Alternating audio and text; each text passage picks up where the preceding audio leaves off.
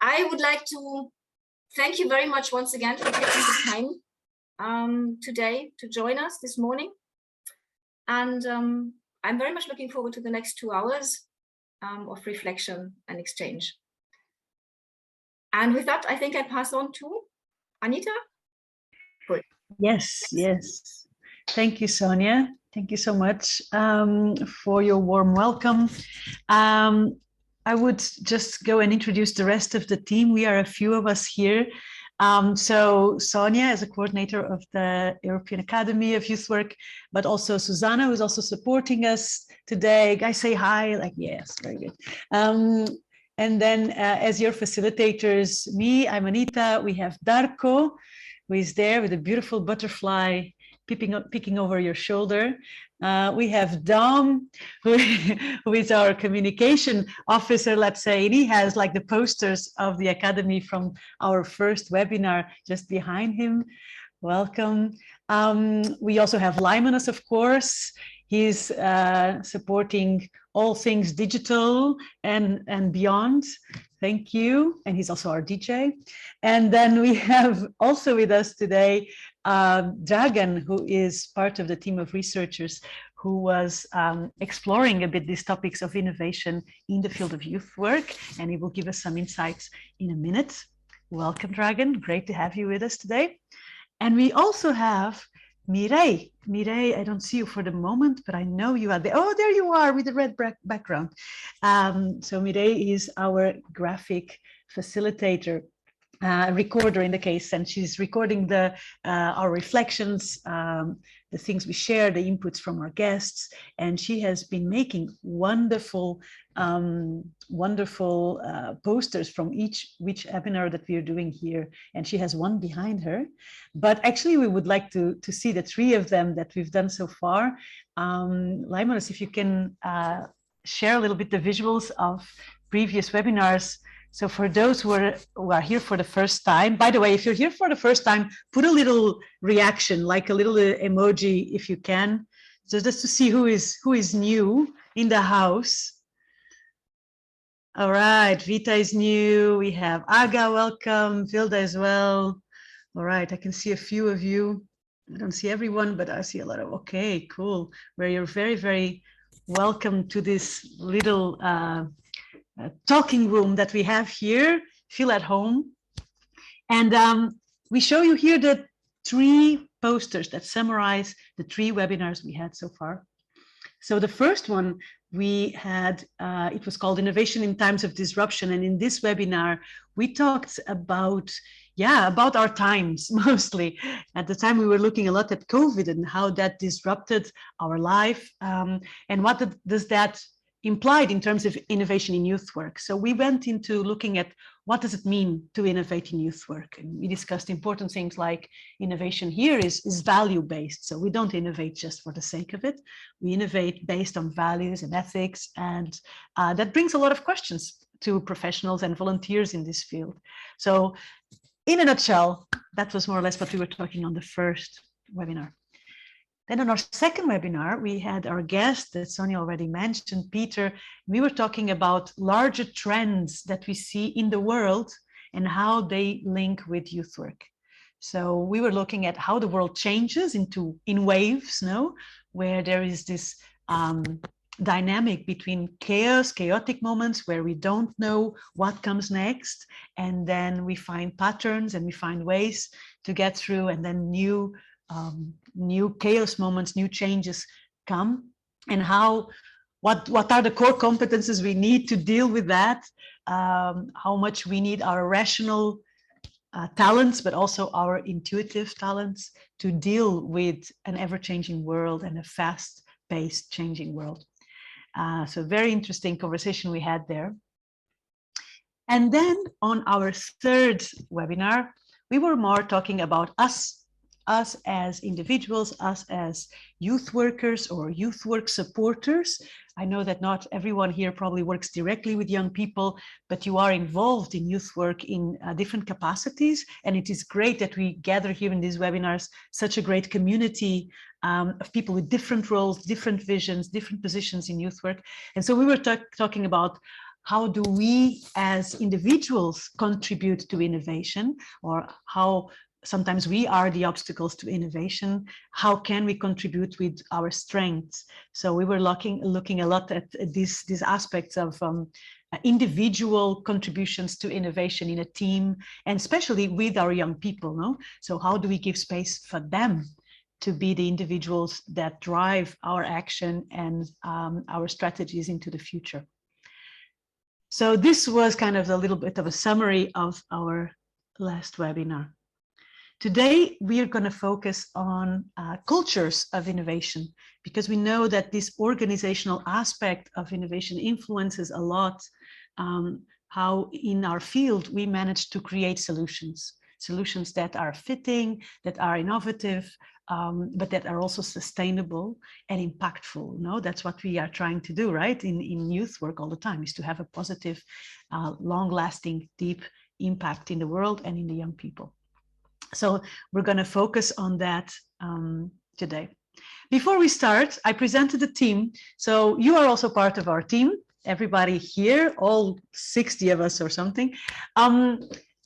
So if you are part of this team, and if you could name yourself today, if you could have a role, what would be your role today? And I'll give you an example of possible roles. Let's make this a bit funny. By the way, the team itself, you can also participate and also kind of rename your role in the chat. So for example, you could be, I'm putting some examples here on the chat. You could be the energetic cheerleader if you feel like that today. You can be the grumpy advisor if you feel like that today. You can be the angry colleague or the hungry colleague, up to you. Who would you be today? Just put an adjective, like how you would describe yourself, and then a function, a role, you know, and we have ourselves a position, how do you say this, these tables that you create easily, any kind of expression. I don't know, there's a name for that, but so we have, for example, Aga. She is our logical analyzer today. Thank you, Aga. We will need you. Manu is the note taker, always useful to have in a team. You can add it in the chat. I think it's easier for us to read it in the chat. You can also add it in your as your name if you want. You have the eager newcomer, always nice to have. Very good. Who else? I know a lot of you are thinking like, what? Oh, it's too early for creative expressions, but you can get there. The peer learner, the frozen colleague, the patient listener, the silent observer, the curious newbie, the nature whisperer. We have a nature whisperer. Oh man, this is a great team. The catalyst, motivated learner, the tired colleague. Well, there's a few of us, I'm sure. The hungry colleague, the sponge, impact officer, constantly checking for what more can we do for youth. Fantastic. Somebody smiling. Wow. Okay, we have a lot of them here. The strict dreamer. Okay, okay. I like that combination. Okay, another curious learner. Fantastic. Well, it's great to have you all in the team. It's really great to have you here. All right. It's time that we start, just to kind of summarize the day today so you know what's coming ahead of you. All right. We're going to have sometimes with inputs and sometimes for you to discuss in breakout rooms. So you can share your experiences, your vision, things that you agree with, things that you disagree with. So this kind of peer sharing here is so important to build up our community. The two guests we're going to have today, like I told you before, is Dragan. He is one of the researchers. He will be talking soon. And then later we're going to have Carlos Azevedo. He is a specialist in organizational management and organizational innovation. So he's going to be giving us a kind of a deeper insight into what does it mean to innovate within an organizational setting, and how can we influence the cultures of innovation in our organizations. Okay, so that's a little bit what we have in the menu for today. To start jumping into the topic, to dive into the topic, we have a Menti to propose you.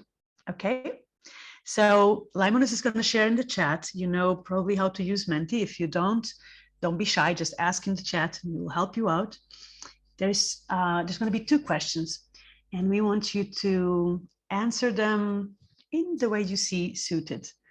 So go to the Menti. You can use menti.com and put the code, or you can go straight to the link that is being shared. And our first question, this is already there, is what makes an organization? So what makes something, I guess a group of people, but what makes an organization? What is needed for us to have an organization? And you can share up to 5 words. If you have any difficulties, just share in the chat.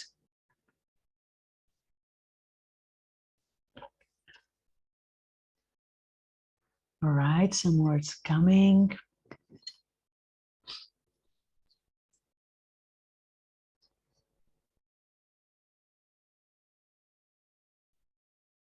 Fantastic. I love to see how these word clouds kind of shape and reshape themselves. AI works wonderful for us here, summing up our ideas. Okay, so clearly we have people at the center. It doesn't change. Everything else changes, not the people. That's such a great metaphor for humankind, I think.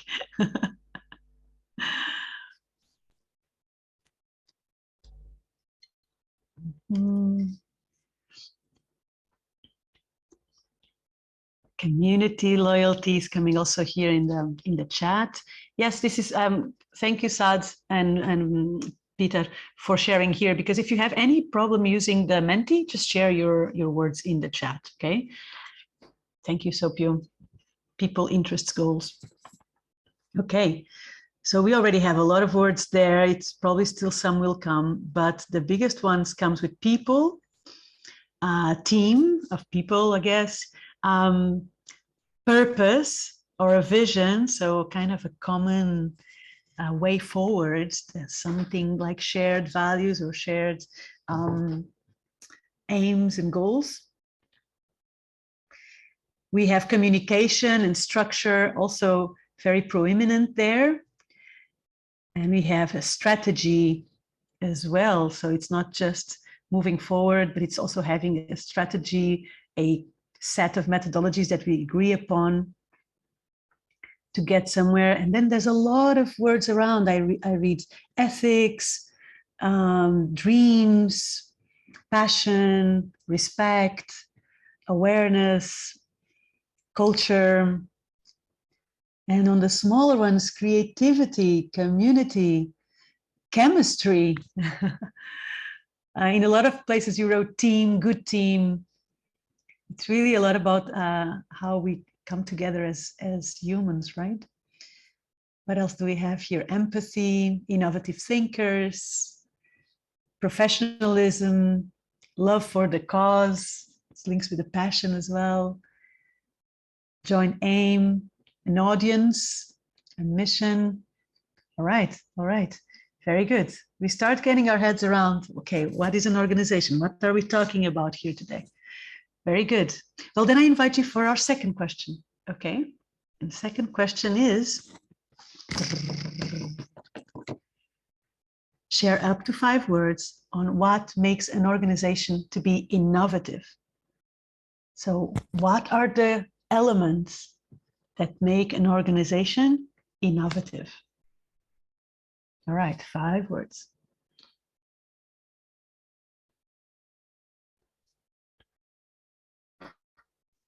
Antonio shared here a few things also on the chat. Lasco Pivo, I don't know what that is. It sounds like beer. I wonder if that is beer. Did I got it right? Determination, communication, people who work together. Very good. Okay, new messages are coming up here.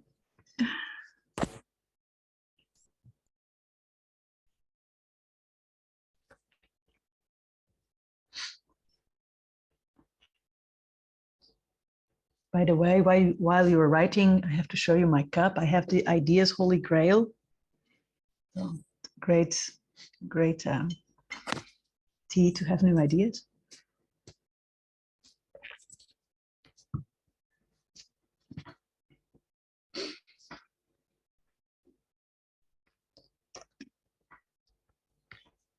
Okay, very interesting words coming out. I'm going to start reading a few. I know that you're still writing. Go ahead. You can still add more things. So thinking out of the box, I'm going to read a few here and there, okay? No real criteria. We need engagement. We need to be engaged in our organizations, knowledge, open-minded thinking, consciousness, being ready to make mistakes. That is so important. Being up to date with technology, but also curiosity, motivation, playfulness, idealism. Have a vision in contact with what is going on in the work, flexibility, curiosity, okay? Breaking with what's already being done. Expertise in working on innovation, right? Yes, there is specific knowledge to that. Always introducing new methods of work, leadership, dreamers, risk-taking, group work, collaboration, love, a non-judgmental environment. How interesting, yes. Freedom, boldness, flexibility, ideas, a shared vision for strategic commitment in a reality we want to change in cooperation and network with other people. Very important, and I would say in cooperation with the young people, mostly. Spontaneity, courage, imagination, new ideas, objectives that match the beneficiary's needs, very important. Someone who will motivate the team to motivate. Well, motivation, let's agree with that. And somebody who is kind of bringing that up. A state of mind with a focus on innovation. We've been talking about that in the previous webinars, how much we need to kind of change a little bit our mindset from a kind of almost of a survival mode to a more creative mode where we really want to co-create a new reality with our young people and our partners at local and international level. Dedication, intelligence, communication, passion, progression, and daring to fail. Very good. Okay, very good. So I think this sets the tone for our next part, and I'll pass the floor to Darko and Dragan. Thanks a lot, Anita, and good morning from my side. I just remember the previous webinar in one of those beautiful posters that Mireille made, the one that she has behind her. And somebody said, you don't have to be famous in order to be innovator. And probably we have been innovating even maybe without knowing that we're doing it. And it's interesting to look at not all about innovation, not only from, let's say, individual perspective, as one being solely responsible and maybe under pressure to innovate, to come with a brilliant idea or to see things differently. But we are all, or maybe not all, but we're often part of organizations, as these two questions maybe are leading us a little bit there, either to youth organizations or youth work organizations, or we work together with other colleagues in a team. And this webinar, we would like to dig a little bit deeper into there. So what's in the organizations themselves that actually allows for innovation to happen? And luckily, as preparations for the Academy event in Kranjska Gora, I see lots of excitement about Kranjska Gora already. As a preparation for that, we had actually honor to have 3 persons together with us, and Dragan is one of them. There's also Federica and Michelangelo, and they did really a good job and hard work about digging into the concept of innovation in youth work. So what does it really mean in the context of youth work, and what does it really mean in the context of youth and youth work organizations? And in the previous webinars, we already revealed parts of this research. So this is not going to be a complete presentation, but we asked Dragan this time really to focus on the part which looks at organizational factors. So what's inside the organizations that actually allows innovation to happen? And Dragan, I bring it back to you. Thank you, Darko, and good morning, everyone. It's a pleasure to be with all of you here today. And thank you also, Anita, for that introduction with Menti. I think it provided some interesting insights that we can link now in this input. Yeah, as Darko was saying, the study is there, it's published, it's a lot in there, starting from defining what innovation is in network. So I wouldn't go into all of that, but I would invite you to have a look when you have time on the webpage of the Academy. There are just a few things that I would like to name before I move into the organizational factors that support innovation, just to give you a bit of context. So a few things that I would ask you to keep in mind. One is that we saw innovation happening in ecosystems, so not in isolation. Innovation is happening in a system, ecosystem kind of environment, which is made of youth workers, organizations, different policymakers, stakeholders, the relations between them, and different factors that appear at one point or another in that ecosystem. And those factors, the second thing that I would ask you to keep in mind is that those factors we've divided into two different types of factors. One group is what we call triggers. Those are the ones that push for innovation, that provide the power to the innovation to start happening. And the other ones are conditions, or the underlying ground that make the ecosystem more favorable or less favorable to innovation. So for now, these are two things that I think are important to keep in mind. And one of the main actually insights, and I want to say it upfront from the study, is that it appeared that all of that is important. All the different factors, all the different triggers and conditions play roughly a similar level of importance for innovation to happen. The difference that we could identify lies in when you compare one to another. So one group of factors to another group of factors. And to do that, we divided the factors, both the conditions and triggers, into three levels. Ones that have to do with individual level, then organizational level, and contextual level, which have to do with the wider community. And we talk about this next webinar. Today, we focus on organizational level factors. And something important to say is that those factors appear to be important, not as important as the individual level factors as evaluated by organizations. And this led us to believe that innovation in youth work is really driven by the individuals. So it's the youth workers who push for innovation to happen. The organizational factors were especially important when it comes to the conditions that support innovation to not to happen, but to be sustained and to be successful. So this led to the conclusion that maybe organizations don't play a crucial role in really initiating the process of innovation. This goes down to the youth worker, who is often inspired by the community needs that exist in the society and the needs of young people, but the organizations have an instrumental role in creating conditions for innovation to be sustained and to be successful. So to illustrate that, I'm gonna share with you part of the study, and this is also an invitation for you to have a look at the rest of the study at the link that Sonia just sent in the chat. So here in figure 6, you can see the comparison of the different conditions that support innovation to happen, the ones that the top 5 that have the highest grades.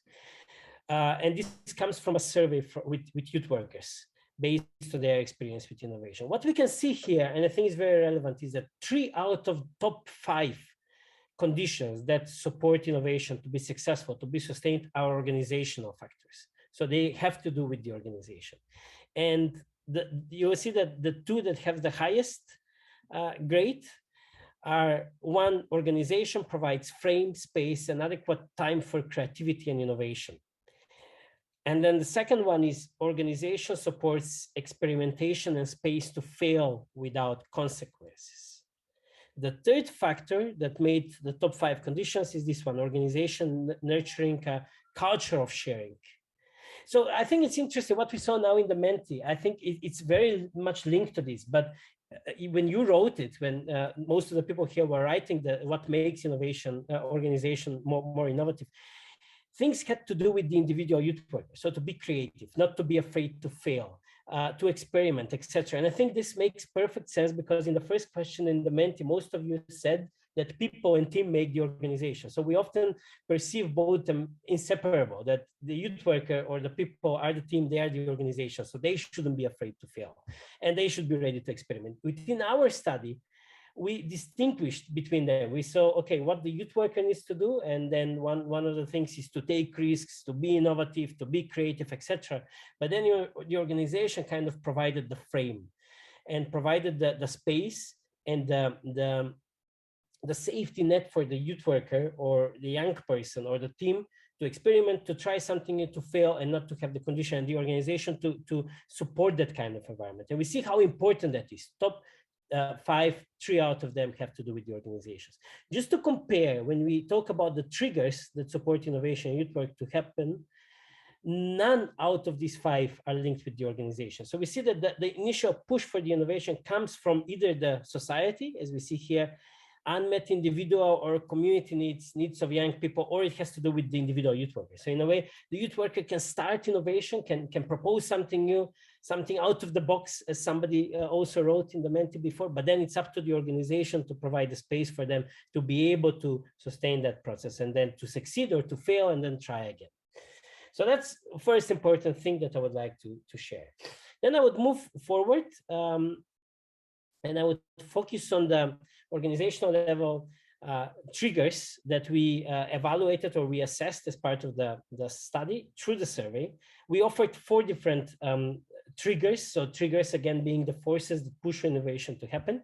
And what we can see here is that the one factor, the one trigger that works on organizational level quite strongly is that the organization needs to change practices or come up with new approaches. So when the organization would realize that, okay, we need to do something new, we need to change practice to address needs better, etc., then this is a factor that can provide that push for innovation. Versus, for example, that the organization conducts a structured process aimed at innovation. So you see the difference.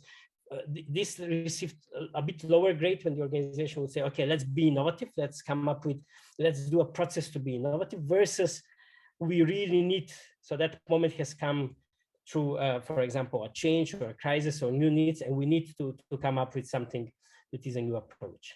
So that's about the triggers. And as I said, if you see statistically, the triggers that have to do with the organization are assessed lower than the ones that have to do with the individual.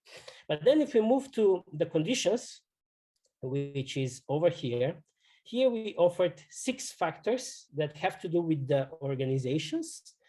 And we asked the youth workers again to identify which of the ones offered have the most importance and which the lowest. And you see again, most of them have quite high grade. And that's true for the factors throughout the study.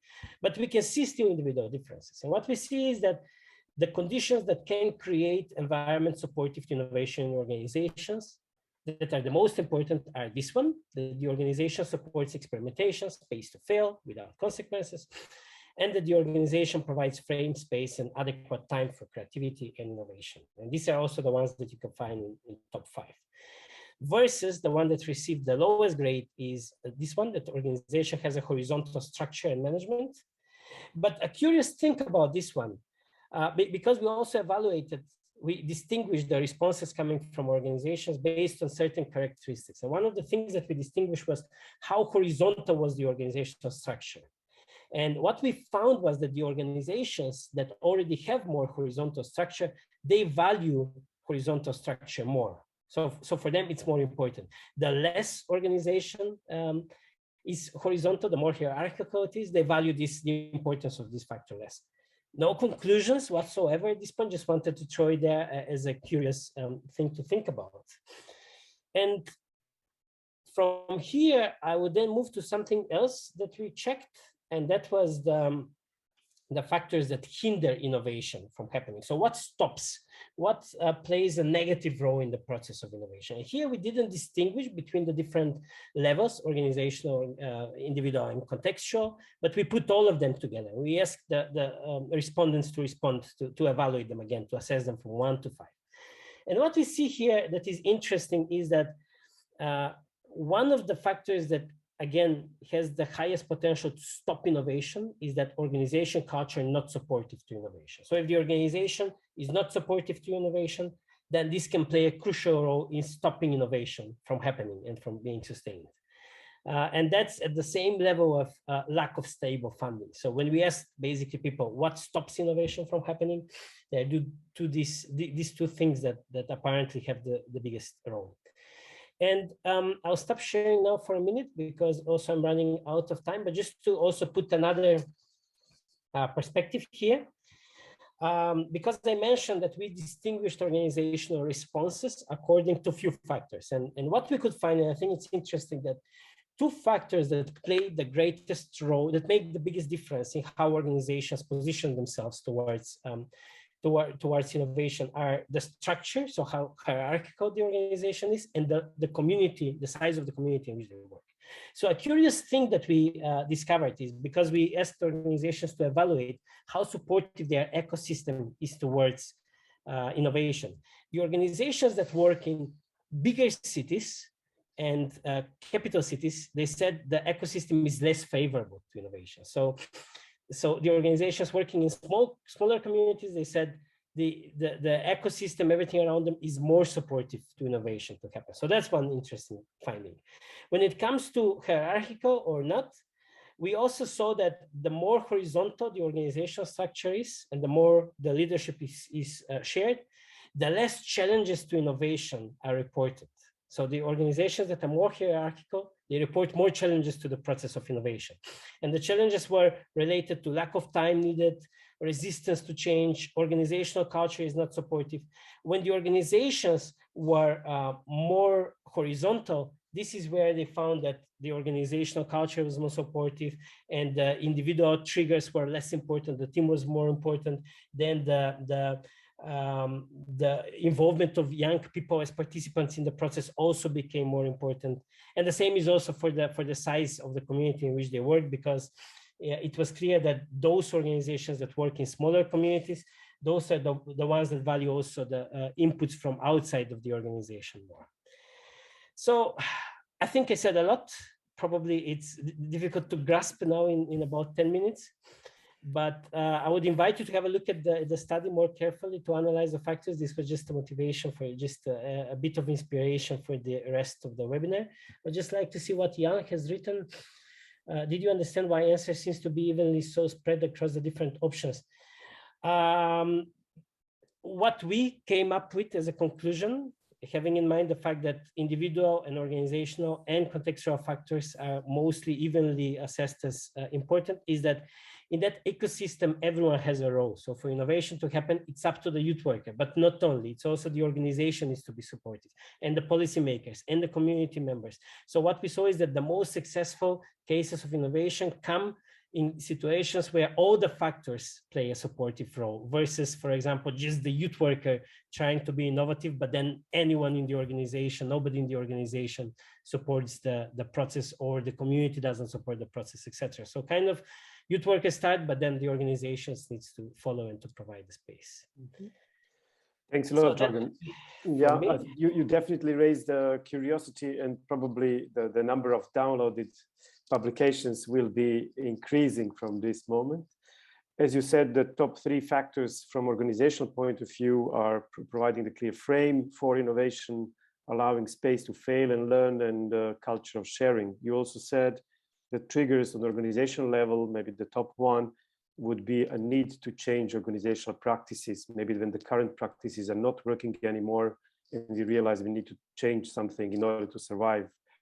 And you also said that what can really stop innovation is the organizational culture that actually doesn't allow innovation to happen. I think we all had these experiences being in organizations where actually we wanted to do something, it was simply not possible.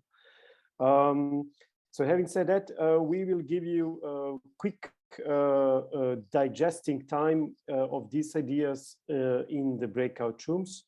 So we will be split in a small breakout groups, and you will have maybe 10 minutes to think about these key messages that Dragan said, and wonder, how do you see that in your organization? How do you recognize these top 3 factors that Dragan was talking about? Are they present or maybe not? So how do you make a link with your organizational reality? Breakout rooms. Welcome back, everyone. Welcome back. Darko, want to take over?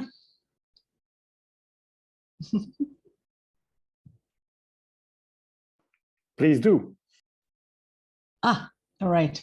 I thought you wanted to say something to the group. No, okay. So I hope you had a good conversation. Yes, I know it's short time. It's always too short for these kind of things. But we're slowly kind of stepping into the topic. And now we have our guest that can help us dive into the topic. And that is Carlos Azevedo. He's here with us today. Welcome, Carlos. Thank you. Hi, Anita. Carlos, he is a president of the board of directors of a social business school. He's also a former board member of an European network of civil society leaders and the founder of the same network branch in Portugal. I know you also teach organizational management, organizational innovation, yes? Yes, exactly.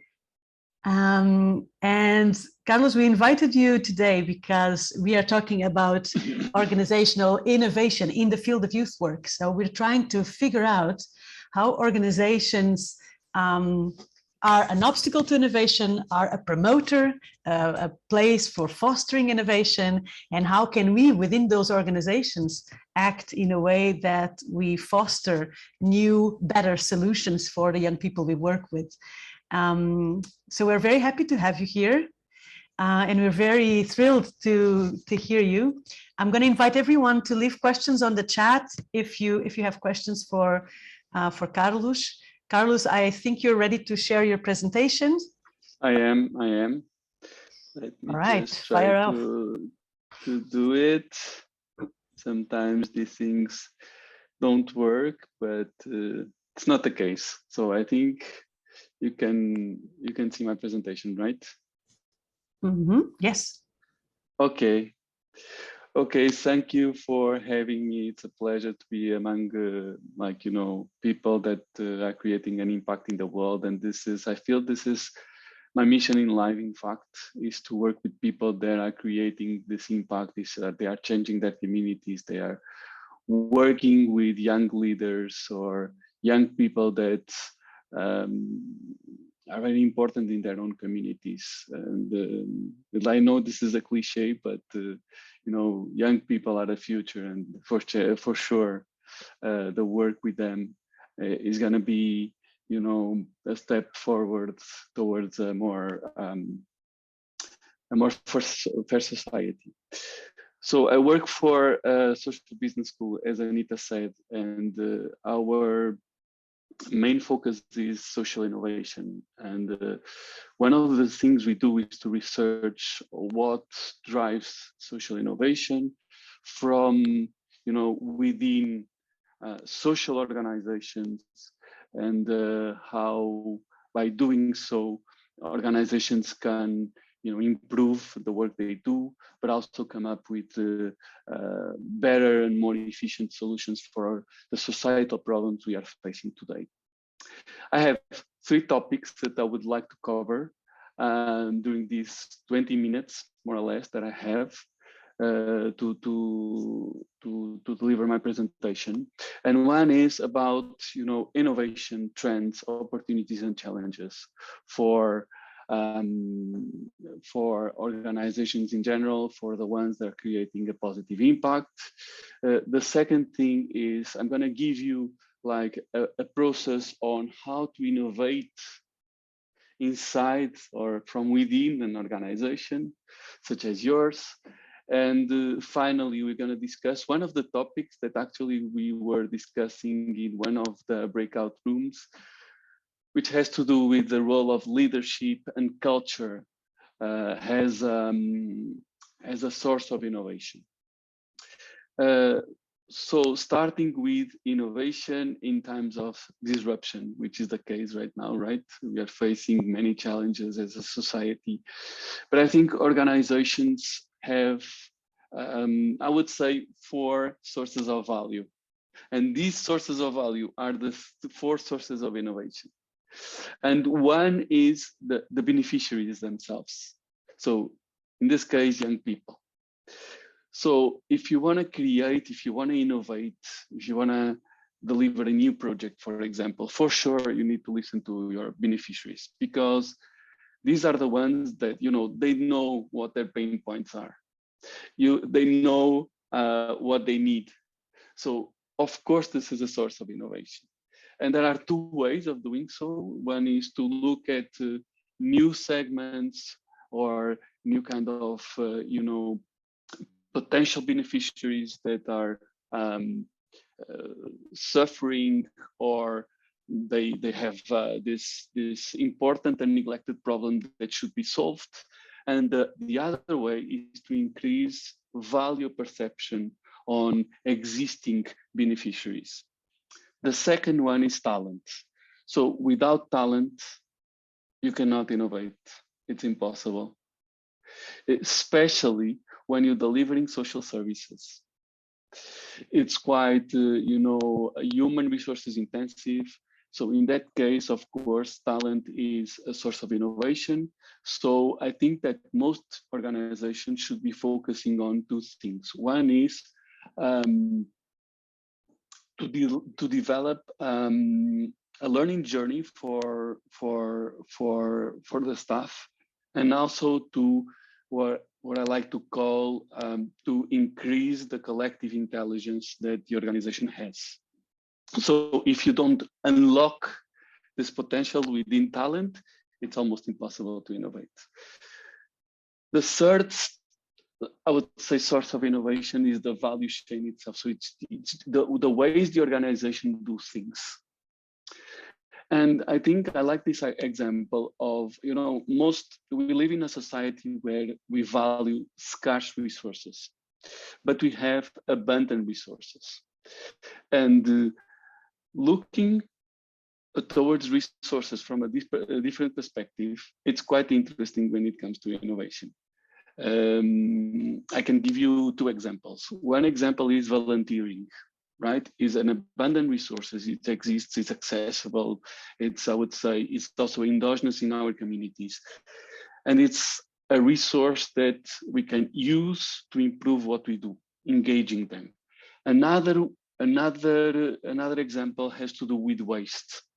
Sometimes we have, for example, fabric waste, and fabric waste can be used as a raw material to deliver some kind of service or product.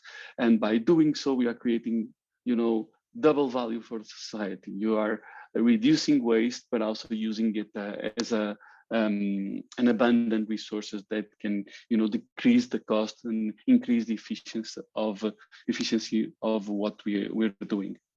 And finally, and I think Dragan was mentioning this, is the ecosystem. So it has to do with, you know, this surrounding of the organization and the contact between the surroundings of the organization and how the organization is able to identify potential opportunities, funding opportunities, for example, partnerships, etc. And I think this is one of the dimensions of innovation that most of civil society organizations fail to, I would say, fail to use more often. Like, one of the things that I do as a manager most of the times is to go to conferences, to create contacts, to you know, get ideas, get inspired, and this is also a source of innovation. So just to wrap it up really quickly, I think that there are 4 sources of innovation or value creation, because, you know, innovation is about value creation, right? And it's not about value capturing, it's about value creation for the beneficiaries, for the society. It has to do with the beneficiaries themselves, talent, and the way talent is used, developed, promoted, the value chain, and how we use new resources or resources in a different way, and the ecosystem where our organization plays an important role. Okay, let me just tell you another big opportunity for civil society organizations, for organizations that work with young people. These 4 drivers of innovation are pointing towards impact. 1, most of the funding opportunities, I would say, up to 53% of the funding opportunities are in social services. Why? For many reasons, but one of the things is technology. It's impossible to replace human relationships by automation. And that's where employment is increasing. So this means that it's a trend that I'm trying to foresee, with you, but what I feel is that funding opportunities are moving towards impact, social services, etc. So it's an opportunity for us.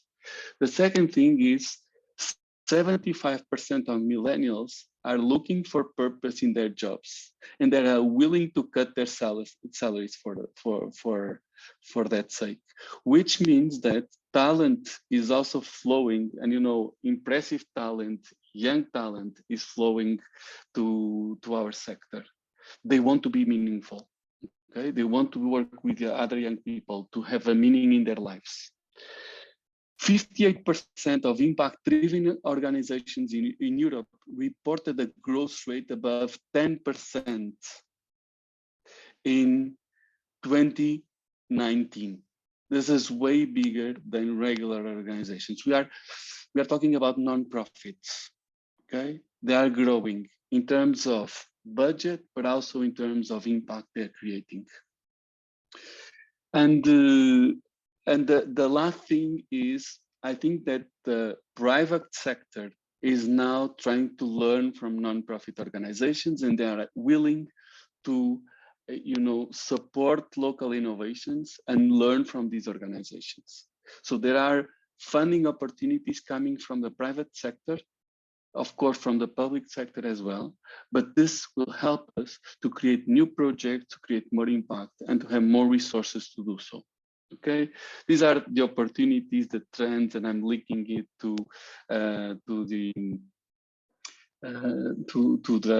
the sources of value.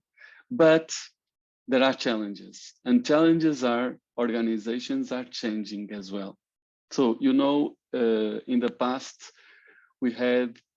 I work for the nonprofit organization, even though I'm 28. I have been working for the nonprofit organizations for 22 years, more or less. And one of the things that I have been, looking at is the way the organizations are behaving now. And they are behaving differently. I think that in the past, organizations were more like an orchestra, where you have a maestro, you have like a vertical power relationship within the organizations. And then they moved to what I call the emergent kind of organizations, where they start behaving like more like a jazz group, where you have the lead vocal, and then you have the bass player, the drummer, etc. But it seems like an organic body. And it's interesting because it brings soft power, but more intellectual work. And what I feel is that in the future, like organizations like yours are going to move towards what I call digital organizations. They're going to become a festival, a music festival, You have different stages, people playing different kinds of music, but with a common purpose. So what I feel is that organizations in the future will become holacracies, where talent is going to plug in, but they are going to plug in their talent according to the purpose of the organization. And they can do it to multiple organizations at the same time, because this new generation is quite attached to different purposes. I want to work with young people, but I want also to raise awareness for animal rights, and it's okay. But this will change the way organizations work, but also the way the organizations are structured and the way they innovate, because more talent are going to come in with different ideas and different approaches to the organizational purpose. So I think this is a challenge, because changing the way we structure our organizations comes with time, and also because culture, it's something really hard to change, but it's also an opportunity to bring more talent that wouldn't be able to bring in a different kind of conditions. So in order to surf this wave, I think organizations need to change multiple things in order to, to change the way they innovate. And a couple of things, I'm not going to spend a lot of time on this slide, but just to highlight a couple of topics. One is organizations should be more flexible in the way they adapt to the environment. They should be able to decentralize leadership. And I tell you, Jim Collins has this really interesting book, Good to Great, where he says that leadership, there are 5 stages of leadership, and the last one, the most difficult one, leadership number 5, has to do with creating new leaders. So as a leader, I should be building capacity on different leaders, and by doing so, I'm increasing the ability for the organization to innovate. So this means that organizations should overcome 2 things. One is the founder syndrome, where I depend too much or rely too much on the founder or the leader. And also I need to change the way my organization is structured, what I called bad governance models, where we have very centralized organization. Centralized doesn't mean that the organization doesn't have a hierarchy, right? It means that you have the power, the decision controlled by one person or a small group of people, because if you are doing so, in a way you are wasting energy, ideas, talent, etc. So I would say that these are the factors I would highlight as challenges. And finally, we need to understand the path of innovation, right? The path of innovation, like it's also really common to organize the path of innovation into 3 different steps or stages. One is where I have like this idea, and when having the idea, I need to have the conditions to be creative, to create a prototype, to test, I'm resourceful, and then the solution becomes part of the organization. That's where after testing, I become a manager. I'm no longer an entrepreneur, and then I want the solution to be part of the system and to solve the problem I identified in the first place. Right? That's what I call the mass adoption of the solution I created. So this is true for the society, but also true for the communities. The way, like for example, you create a solution for young people and then you embed it into the local community and you transfer power to the local community, which is interesting, right? Because it's a way to sustain the solution. Sustainability of the solution is not about the organizational sustainability. It's about the impact sustainability in the community. Okay, so this is the first part. Second part, so the first part is drivers of innovation and opportunities and challenges. How to do this, how to innovate within an existing organization. So I'm gonna give you a 4-step process that I think it's useful. I've been using it myself for a couple of years, and I think it works. That's my point. Carlos, can I interrupt you just for a sure. second? Just because we had 2 questions. Well, we had one question here on the chat that it's just a clarification. On one of your slides, the first one where you have all the different percentages that you were showing, you had 2 small, how do you call them, acronyms, I think, yes.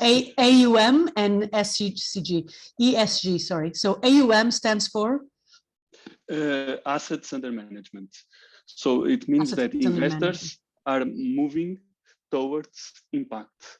So everything, every investment is scrutinized today through environmental, social, and governance criteria. This means that who is at the forefront of meeting these criteria? I think nonprofit organizations. And they do because they also have the self-interest to do that, right? Because they want to absorb innovations, they want to learn how to meet these goals, and they do it by working with nonprofit organizations. That's my experience, at least. So Okay, when thank you. thank you for the question.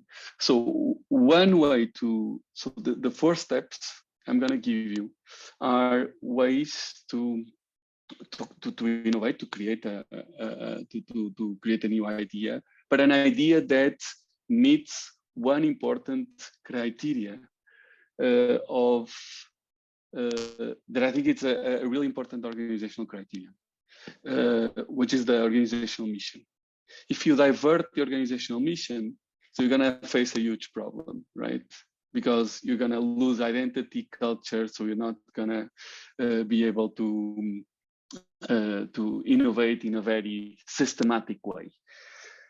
So the first step is to challenge what I call the organizational orthodoxies. Orthodoxies is like the questions we never ask about our own organizations, right? It has been done like this for many and many years. So I'm not going to change it. Why should I? But if you start questioning, probably you will find opportunity space. So an exercise I suggest you to do is to ask yourself the following questions 10 times if you want. I will never hear someone say that my organization is doing, this. And then you're going to discuss which orthodoxies are represented in the answer to that question. And you're going to flip the orthodoxies into opportunities. For example, I will never hear someone say that my organization is working with rich people. The orthodoxy is like, I work with poor people only. And the opportunity might be, why not to work with rich people that are going to sustain the services that I'm delivering to poor people, So these kind of exercises will help you to come up with ideas and that might, address a couple of organizational opportunities. The second step is about empathizing with your targets. If beneficiaries are a source of innovation, so let's try to empathize with them, right? So the framework I have here is the empathy map, and the empathy map is really simple, right? So at the center of the empathy map is your potential beneficiary, and then you're gonna start feeling what they're feeling, seeing what they're seeing, trying to understand why they do what they do, what they listen about themselves. For example, unemployed people, right? They feel frustrated because they cannot they cannot find a job. They're always like sending CVs in a very random way, or they listen. What they listen about themselves is like, other people saying you're lazy, like you should be working, and it affects the way. So they have a couple of pain points, and understanding these pain points and how to address them is also a source of innovation. Okay. Number 3 is looking at your own organizations and list everything that you do that is unique. And I would say that organizations have 4 things that are unique. Their assets, for example, an infrastructure that they have, a technology, a process of doing things, a methodology that you codified, for example, in the way that you work with young people, or the skills of the team. Usually, this is also a source of innovation because you can, for example, use these unique things to reproduce to different targets, to scale deep. Scale deep means like doing more things with the same target or doing the same thing with other targets. So you have like economies of scale, efficiency, and innovation, okay? And the last thing is to look into trends. Trends are discontinuities, are not linearities, right? It's an inflection point in time. For example, digitalization, right, is an inflection point in the way you're doing things. If you don't look into this kind of discontinuities, you will skip an important innovation opportunity. Okay, so 4 lenses: question the orthodoxies, being empathetic towards the your target audience or the beneficiaries, looking into your organizational assets, sort of speaking, and serve industry trends. In your case, the trends that are more clear, are more out there in terms of the way youth work is happening. Okay, you can use them all together in the sense that you can, for example, let's say that you are in a room with your team. You can have one team working on the orthodoxies, one on the industry trends, and then you can mix.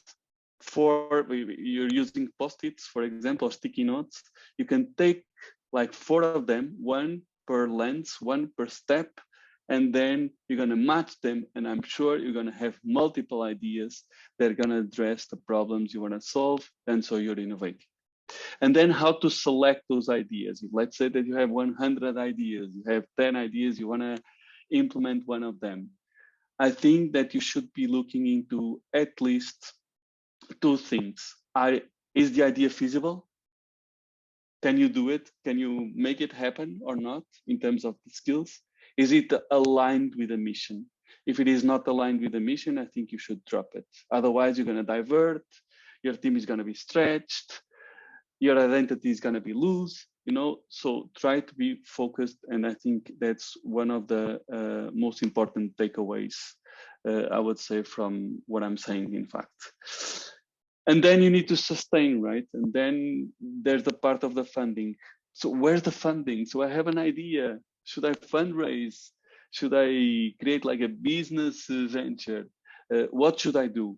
Like, this is a very orthodox way to look into, let's say, economic models, if you want. I think that fundraising is an option, of course. One of the things that I feel about fundraising sometimes from the grant giving part, I think that sometimes they fund projects, they don't fund organizations, right? And this is a problem, because instead of scaling up what you do, instead of keeping you focused, they divert you. You need to keep on, I need to come up with a new project, probably for a target audience, and it should be like, rocket science, otherwise they won't fund me. I think that if we don't look into how to sustain these organizations, we're going to be on, quite dependent on our from our funders, instead of being flexible in the way we innovate. So I have 4 options for you. One is, sometimes it is possible to have beneficiaries as a client. It's quite rare because we are working on market failures. But sometimes beneficiaries are not our clients, but you can find a third party involved that can pay for what you're doing, and you can sell impact. So that's why I think impact assessment is very important. Do I have time to tell like a little story? Or I think you have like, if we go a bit on 5 to 8 more minutes, we're good. Okay, perfect. So I have time to tell you a story. So like a couple of years ago, one of my students, a young girl, so she was working in this, like, my hometown as well, Porto in Portugal. So she was working in a kind of a slum, like this neighborhood where you have multiple issues with young people. Basically, you have like a vicious circle where people in the margins are, like, in a way, being the role models for, young people. So there's a vicious circle that's almost impossible to break. So she decided to create locally a martial arts academy for young people. Okay. And why the martial arts? Because it's all about self-esteem. It's all about good role models. It's about self-control, self-knowledge, etc.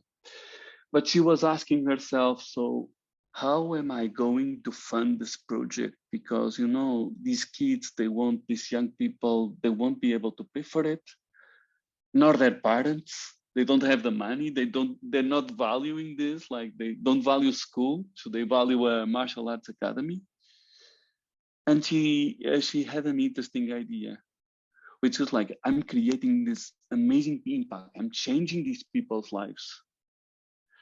And she went to the surroundings of the slum, and she went to small magazines, small shops, where like to small restaurants, and she was pitching them like, you know what, I'm working with these kids at Bairro do Cerco, and I'm gonna stop them from robbing from you, you know.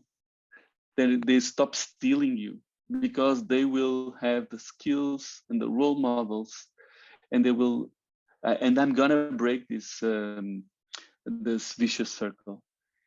And the interesting part is the small restaurants start paying scholarships for these young people to participate in the martial arts academy. She was not selling a product or a service, but she was selling the impact she was creating in that community. And I think that one of the things that blocks innovation has to do with the sources of funding as well. And having these kind of approaches, which is innovation, right? And most of the times, the private sector don't use this kind of innovative approaches, you know. So that's an example I would like to share with you. But for you, you know, to also look into the funding side of innovation. Okay. Just to last slide on this section, and then I have 3 more. But I think that you should be focusing on the ideas. I like this social business matrix. If you want to remove the business word, a social matrix, social activity matrix. And I think that you need to focus on these innovations where impact and financial viability come together as what I call the lockstep model. So it's important to, if I'm increasing, for example, impact in young people, so I need to be financial viable. Otherwise, the opportunity cost for doing what I'm doing is going to be very high. Third part, last part, about leadership, change, and culture. I think it's impossible for an organization to do all of this without a supporting leadership. I don't believe that if you don't have a strong organizational culture, innovation will be one of your values. So I think that for you to do, before like starting these processes and having this discussion and you know, surfing the trends, I think you need to create a positive organization. Or you have 2 kinds of organizations: positive organizations and toxic organizations. Toxic organizations destroy talent and innovation. Positive organizations, they feed innovation, okay? And this means that leadership should be playing an important role on how people interact, behave, cooperate, and are optimistic about the future. So in order to build positive organizations, you need to build what I call the psychological capital. And you have 4 like sources of psychological capital: self-confidence. People, talent, they're working for an organization, they need to feel that they are achieving something. You know, this is, you know, I'm feeling that I'm contributing to this purpose. Like the innovations I suggest, they are taking into consideration, I'm part of the decision process. They need to feel hope, like I can control this. But also hope is about not internalizing failures, as Dragan was saying. It's about accepting failure as a source of knowledge, and also is about celebrating successes. So this is optimism, sorry. Hope is about taking the future in your own hands. So I would say empowering your team. And finally, resilience. It's a way to, you know, when a team goes through really harsh times, but they overcome it together, the bonds between them or among the team members is going to be so strong that they're going to thrive together, but they're going to build upon it, you know? So I would say if you want to create an innovative culture, you need to have psychological capital.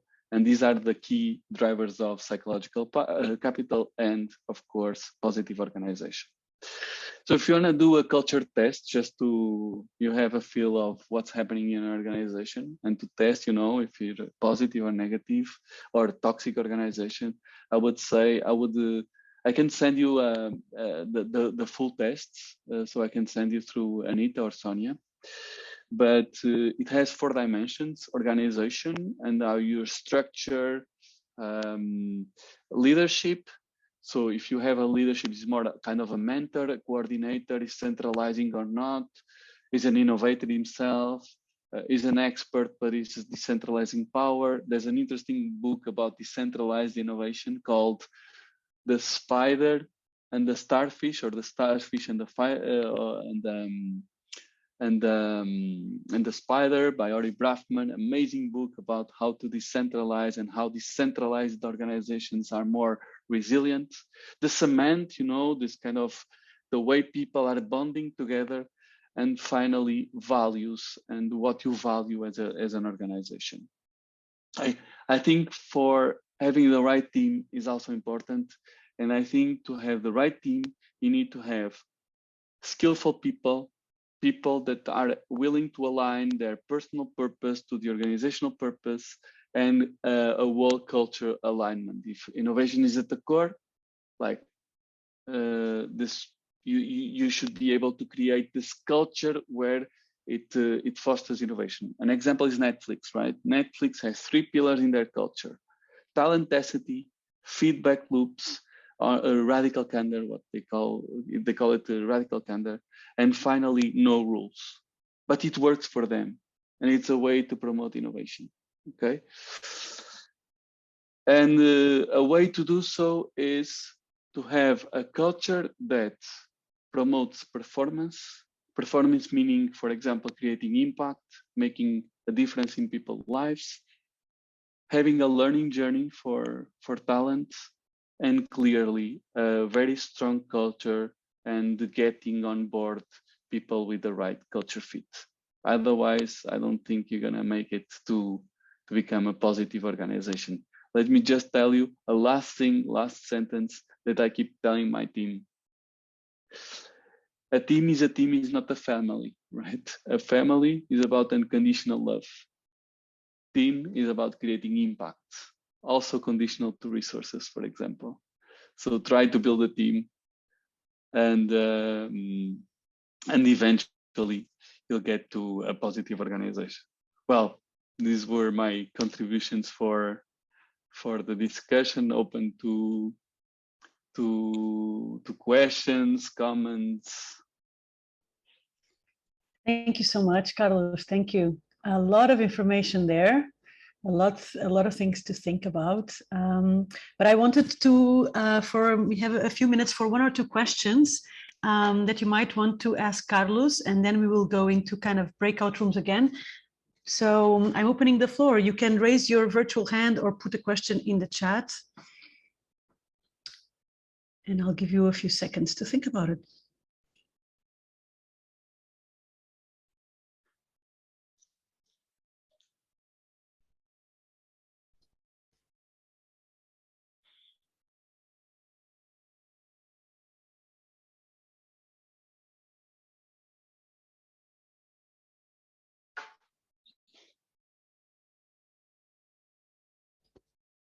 Okay, I don't know if anyone wants to ask. If not, I have a question myself. No? Okay, I'll go. Carlos, you were talking about how funds raising sometimes, and how we in our field are a bit dependent on European funding, how that can sometimes disperse us from our mission or put us all over the place, because we always have to come up with this new brilliant project that needs to get approved because our sustainability depends on it. And Jan was also asking that question before when Dragan was presenting. I'm asking you, how do you see a way out from that vicious circle there? So how can we get out of this cycle where we are dependent on funding? Funding doesn't really promote scaling, neither deep or up. It promotes one-time projects all the time. So how can we get out of that as youth organizations? Okay. That's a very interesting question. I'm not sure I have a concrete answer, but I would say three things. One is time. Like, it takes time to change from an approach where you're 100% funded by European funding streams to a model where you can have a mixed approach, right? You can get funding from European institutions, but you can also have funding from private foundations or companies. But you need to create a relationship with them, otherwise it's going to be impossible. That's the first thing. You need time, and time means a couple of years. It's impossible to change an organization. I know that you don't like this expression, business model. It's like a little bit provocative, but business model towards this kind of approach, a mixed approach. So I'm not saying like funding from the European institutions is bad. No, it's exactly the opposite. But it's like, if you have 100 revenue streams, but if one drops, the organization is going to be sustainable anyway. But if you only have one, of course, you're going to be dependent. And this limits innovation from my point of view. The second thing is to do with culture. So it has to do with the way the organization behaves and thinks and approach to innovation. So I think without changing organizational culture and innovation and leadership, is going to be impossible as well. And the last thing, I think that I have this idea, I might be wrong, but what I feel is that in Portugal, we have many organizations working with young people as well. And most of them, what they do is they're what I call like the champions of prizes, right? Of money prizes. They run like after contests after contests, they win competitions, etc., and they are funded by these competitions. These competitions are really random because it's not about meritocracy; it's about luck sometimes. But the money sometimes is interesting. It's good because it allows you to test something. And I think we should be using this kind of funding to test something, to test ideas, instead of being at the core of everything we do. That's my point. So I think that using to sustain pilots, and it's like a one-time project, for example, and then during this period to understand how can I sustain it in the future and create a relationship with different partners that can monetize, for example, our impact. I think it's one way to do it. Not the only one, but one way to do it. Great. Thank you for that. Heldis has his hand up. I was trying to find the hand raised thing, but unfortunately, better later than never. I wanted to ask, last year we saw a rise of interest for EU funding directed towards informal groups. I'm currently talking from Albania.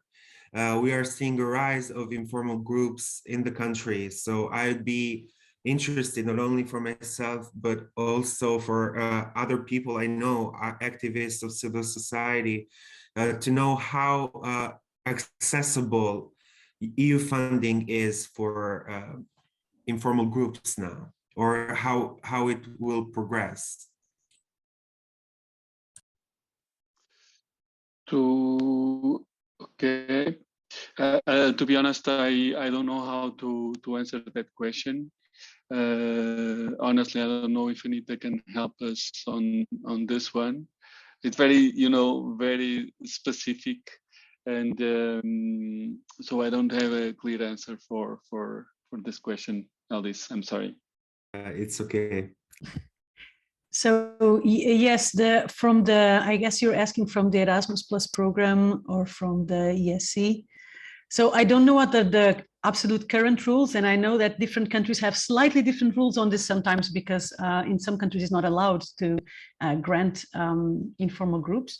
But the last time I checked, there was a possibility for informal groups in both programs. I'm looking at Sonia also, just to confirm. I think there was a possibility for this. Is there still?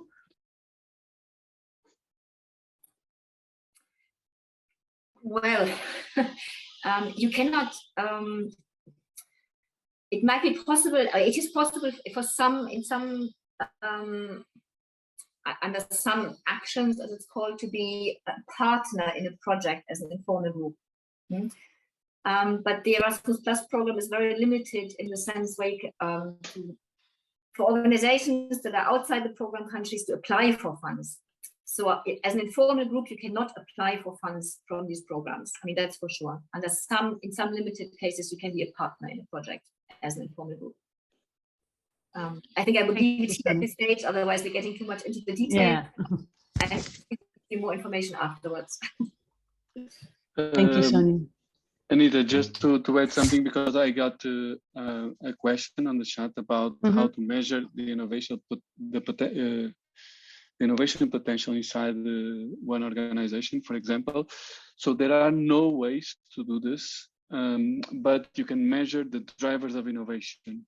So I can send you 2 tools where you can, like, in a way, assess your drivers of innovation. And this might be useful. Another book I would suggest you to read is The Culture Map from Erin Meyer, a professor at INSEAD. That is really cool. And it also allows you to map your culture, and how it fosters innovation. But I'm going to send you a couple of tools through the organization. Thank you so much. We will send you a follow-up email with the presentation and all these tools, so you can actually go back to your organization and implement some of these things and reflect together with your teams. Carlos, we want to thank you so much for your input today. It was very useful, very inspiring, and made us all kind of think deeper about how we see our organizations, I'm sure. Thank you. Thank you so much. We have now a proposal for you, dears, which is to go into breakout rooms and discuss a little bit what Carlos has been sharing here with us today. Basically, we want to hear from you, how do you take this home? How do you take this home? Is this useful? Can you use it? Do you recognize aspects of your organization in some of the things that were said? So we really want to kind of link this with the reality of each and every one of you here. So we're going to be split into breakout rooms.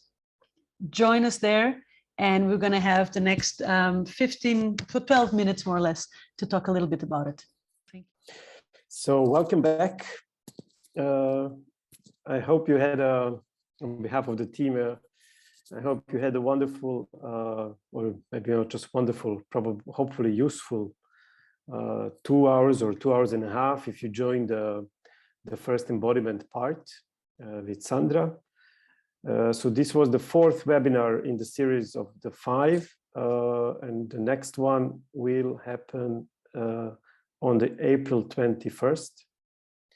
It's the exact time, exactly the same time like this one. So we will meet at 9:30 for the embodiment part. So to bring your whole body, not just your head.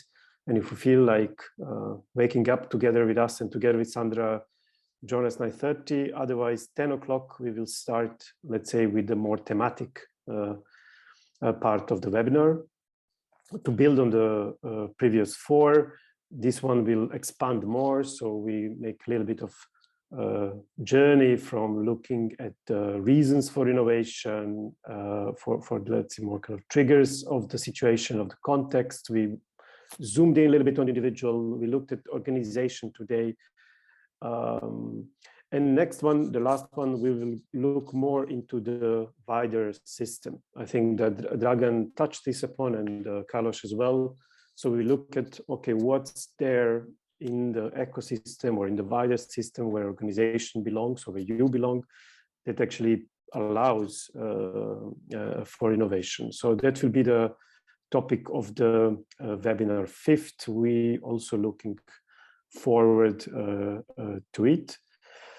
There is also still a possibility to apply for the residential event in Slovenia, in Kranjska Gora, which is happening from 31st of May till 3rd of June. And I think we will in the chat now have again the call for applications. So deadline is 13th of March, which is actually in 3 days. So you have 3 days to think if you would like to join the residential event. Probably we expect about 150 people there on the spot with a vibrant environment and the beautiful nature around Kranjska Gora. So with that said, I thank you very much on behalf of the team for participation. We have just a short Mentimeter just to check the temperature with you. How was this webinar today? Laimonas, I guess you will share the Menti. Thank you so much. It was great to have you. There's the Mentimeter already. Please fill in the evaluation. It will help us greatly. All right. Here we are.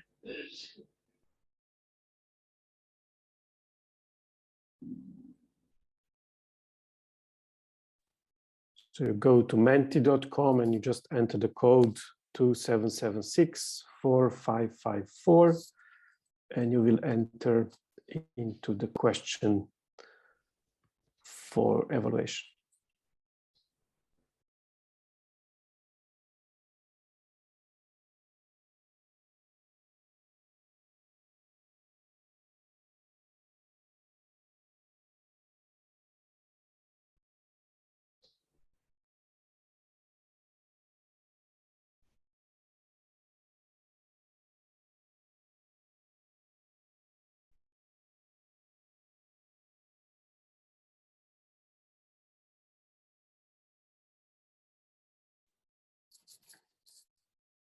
Good, thank you. Seems evaluations are still coming. We have 21 responses so far. We would appreciate also others. So we have a sense, but just according to this, at least brief insight into the first results. And you see how the little hills behind the scales are moving towards the right. So we are pretty confident that the webinar was useful and relevant. And thank you for the feedback, and thanks a lot to Dragan, and thanks a lot to Carlos for joining us today and bringing really lots of valuable thoughts and really important content on the topic of innovation. Having said that, see you in the next one in April or in the residential in Kranjska Gora. I'm sure Mireia was taking a lot of visual notes, so we expect another beautiful poster from this one.